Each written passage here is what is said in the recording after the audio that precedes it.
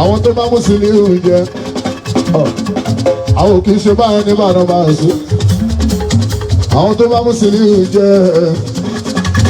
wọ́n ti padà lẹ́yìn kíákíá ṣé wọ́n ti tán síbẹ̀ ní máa sí. ọ̀rọ̀ tó ń lọ láàrin Koko Zaria àti MC Oluomo pẹ̀lú Tafa Sego òun náà ni Taye Currency ti dá sí báyìí o. Fuji musician Taye Currency ti forin dá sọ̀rọ̀ yìí o. Taye Currency ti jẹ́ kí gbogbo èèyàn mọ̀ pé MC Oluomo èèyàn rẹ̀ ni o.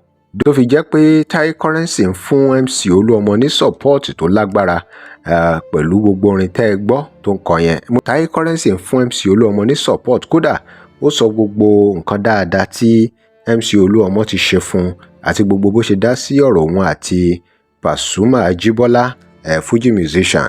Ó ní òun fẹ́ràn MC Oluomo àti Sego, Tafa Sego náà pé àmọ́ kí ló wá dé tí Koko Zaria tó ṣe ohun tó ṣe yẹn.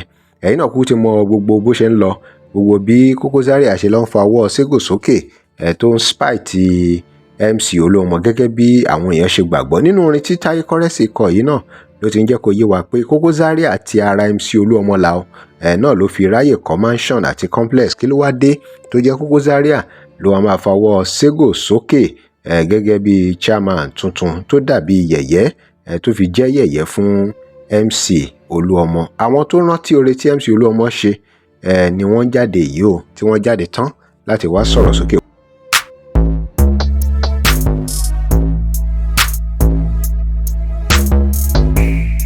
Okay, welcome to CrossBlogX TV. Remember to like, share and follow us. Taye Currency ní àwọn méjèèjì àti MC Oluomo àti Tafa Sego lòun fẹ́ràn, ṣùgbọ́n ó ní láti pe àkíyèsí Koko Zaria sí ohun tí ó ń ṣe tí kò tẹ́ àwọn ènìyàn lọ́rùn, tí ó sì tẹ́ Taye Currency fúnra ẹ̀ lọ́rùn. Ẹ já gbọ́ orin lẹ́nu Taye Currency.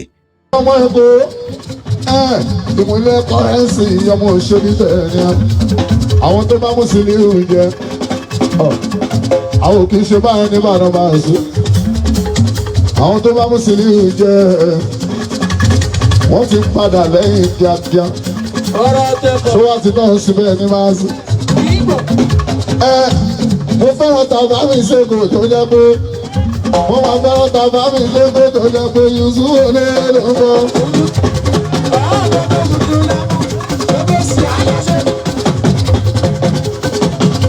mo fẹ́ràn Tafa Sego tó jẹ́ pé súnmọ́. ẹ̀sìn mi Mùsùlùmí ló pe Taye lóko ní sọ́sẹ́bì nígbà ọjọ́ ẹ̀kẹ́ẹ̀tọ́ ti gbọ́ ọ̀rọ̀ tó fẹ́ nílẹ̀ lórí íńtánẹ̀tì.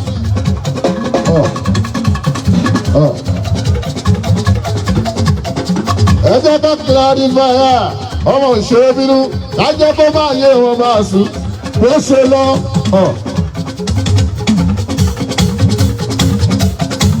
mo fẹ́ràn ṣe lóye tó jẹ́ pé Taye Currency ọ̀rọ̀ kan ṣẹlẹ̀ ní mẹ́ta ní ìsáyé èmi pẹ̀lú Pasuma Ajibola ọba ṣọgá.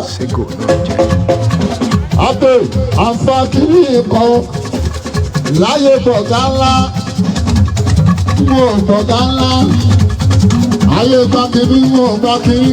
Taye Currency olórin Fuji lẹ́ ń gbọ́ tí ó ń ṣàlàyé irú èèyàn tí Tafa Sego àti MC Oluomo jẹ́. Kódà ó sọ nípa relationship táwọn jíjọ ní báwo ni àwọn méjèèjì ṣe dá sí ọ̀rọ̀ àti Wasiu Aládùúgbò. àwọn èèyàn wọn pọ̀ fún bọ́tà dúró nínú ọ̀tá ilé mi sí.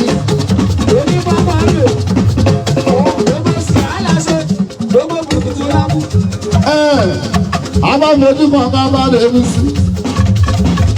ìjọ yẹn o mo lọ bá bàbá mi Pasuma Ajibola pé ọ̀gá wa àtẹ̀sí lórúkọ tèmi yẹn ti lórúkọ tí yan ọ̀gá náà ní Fuji ní báàsì o. Taye Currency àpèsè onímúdì ni mo sọ fún báàsì onílọ́yọ̀.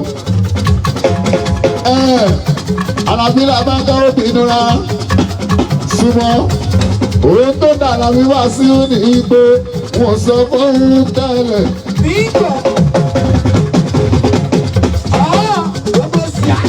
olómi náà kí gbọ̀ngá ńlá tù mo ní wọn gba túmọ̀ o nọ́mbà wà lórí o wọn gba tí wọn bá so nọ́mbà wà lórí o bó ṣe tẹ́ nọ́mbà wà yóò lẹ́bi lọ́tọ̀ bàbá wa bá èmi kan àpèsè lóbi sí ọmọdé bá dé lọ́kọ́ ó lọ́kọ̀ náà ní bá so alábí àmọ́ máa bá yí pé tí alábá.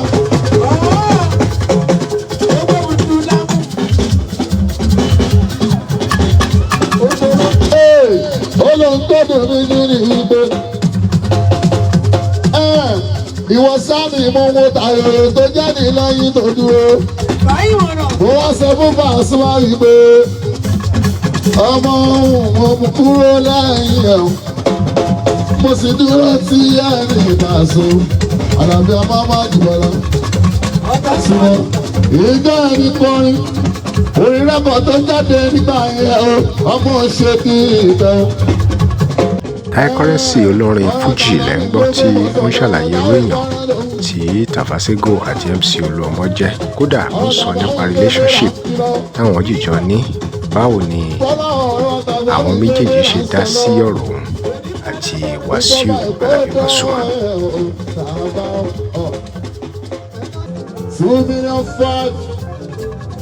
Lẹ́run sí Mùsùlùmí ló kó sí lápò, ó ní bọ́ ẹ̀sìn ẹ̀rọ akọni. Èmi ò kí sọ dálẹ̀, ohun tí Tafa Sego ṣe fún mi ní mẹ́ta níjọ́ ẹ̀ o, wọn ò lè gbàgbé láíláí. Olóyè ló má sọ pé Ajíbọ́lá Lamẹ́ríkà. Ṣẹ́rí bọ́ọ̀sì ó máa ń rí bẹ́ẹ̀. O lè fẹ́ràn ẹ̀, ẹ lè fẹ́ràn ara yín. Kò ní mímí, ó ti dá dúró nìyẹn o. Jágbó máa ṣe tiẹ̀, ikú kankan ènìyàn yìí o, ọmọ ṣe kí ìgbẹ́ o.